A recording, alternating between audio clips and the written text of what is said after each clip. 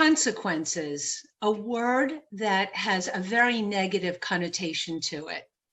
Hi, I'm Ada Hasloecher with the Divorce and Family Mediation Center, and today I want to talk about that word and how it relates to a very specific type of situation that can come up in a mediation. So I was a Latin major in college. I love etymology, the meaning of words, and the word consequence actually comes from the Latin with what follows, con sequens.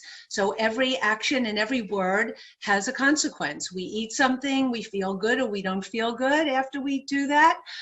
We say something and it lands in a good way or a bad way and it has a consequence. So the word doesn't actually have a value to it. There's no judgment to it.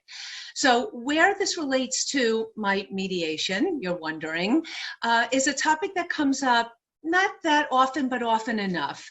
And that is the question that couples will ask me, and the following question: can we continue to live in the house together after we've signed the agreement?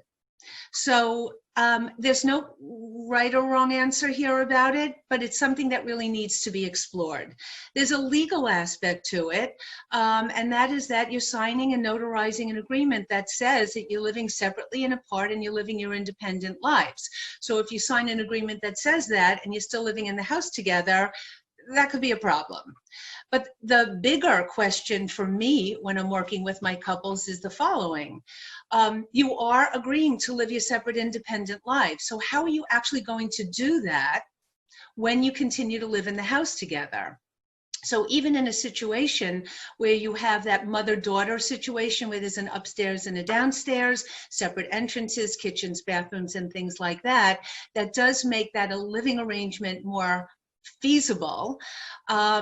The question that I think you need to really ask yourself is not so much can you do it, but can you do it? Because think about this. You've got child support that would be paid. Are you going to be paying child support when you're living under the same roof together? How are you going to be sharing expenses on the house, the mortgage, the utilities, the landscaping, and things like that? What if mom is living with the kids upstairs and dad's downstairs and they're having dinner together and the kids say, how come dad's not having dinner with us? How are you going to answer that question? And then here's another one.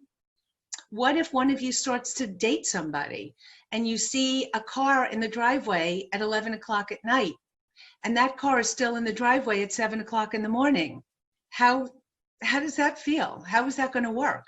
So these are things that when couples come in and talk about, well, we want to live in the house together because we want the kids to stay in the school system. We can't afford to, one of us can't afford to live separately and apart and manage the mortgage on our own. There are myriad reasons that couples would think that this would make perfect sense for them. But in mediation, we have to talk about the practical, sustainable aspects of whether that situation is doable, durable, and sustainable. So please come to my table and let's talk about this. Ada Hasloecher, Divorce and Family Mediation Center, 631-585-5210. Look forward to speaking with you. Thank you.